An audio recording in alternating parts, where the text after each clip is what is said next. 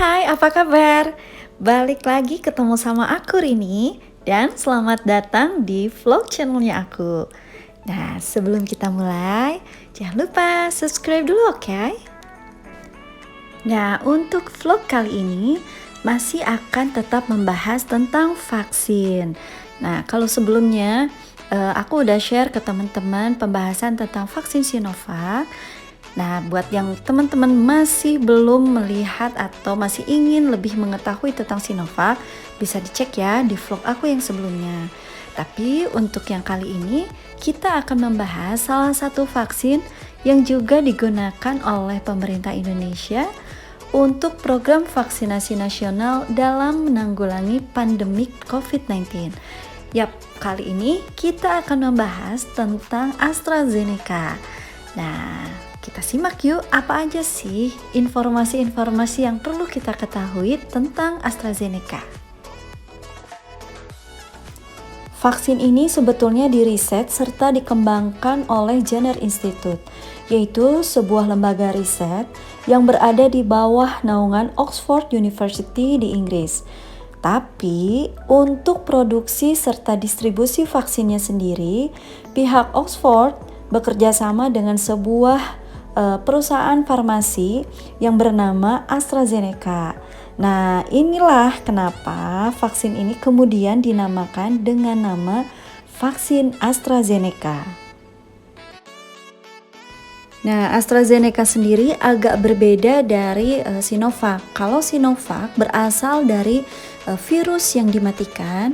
Dilansir dari beberapa sumber, vaksin AstraZeneca menggunakan teknologi vektor adenovirus, versi modifikasi yang berasal dari virus flu biasa, namun tidak berbahaya. Nah, meskipun berasal dari virus flu, namun virus yang sudah dilemahkan tersebut tidak membuat penerimanya serta-merta menderita flu. Justru virus tersebut membawa gen dari protein yang berasal dari bagian virus yang akan memicu respons imun terhadap penerima vaksin AstraZeneca. Sebetulnya sih untuk fungsi dan tujuannya sama ya dengan semua vaksin yang ada, yaitu untuk memungkinkan tubuh memproduksi antibodi yang bekerja melawan virus COVID-19. Nah, serta mengajarkan tubuh penerima vaksin bagaimana cara merespons apabila terinfeksi oleh COVID-19. Sementara itu untuk jarak suntikan dari dosis ke-1 ke 2 adalah 3 bulan.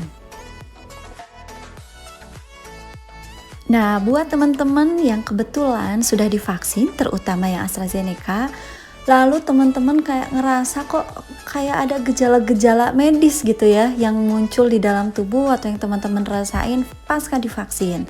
Jangan khawatir kalau teman-teman mengalami demam, sakit kepala, ada yang bahkan meriang, menggigil gitu ya. Bahkan sebagian ada yang ngantuk, ada yang bawaannya lapar. Jangan khawatir, itu semua sebuah gejala yang sangat umum. Tidak semua, tapi sebagian merasakan yang namanya KIPI atau kejadian ikutan pasca imunisasi gitu. Nah, terus gimana nih buat yang udah divaksin tapi kok kayaknya biasa-biasa aja, nggak ngerasa demam, kok nggak kayak yang lain gitu ya, nggak ngerasa bawaannya lapar atau ngantuk. Itu juga hal yang wajar gitu. Jadi teman-teman jangan khawatir juga kalau ternyata muncul gejala medis maupun ternyata tidak memiliki atau tidak muncul gejala medis. Nah, uji klinis tahap 3 dari AstraZeneca sendiri melibatkan sekian puluh ribu relawan dan dilakukan di berbagai negara seperti di Amerika dan juga Brazil.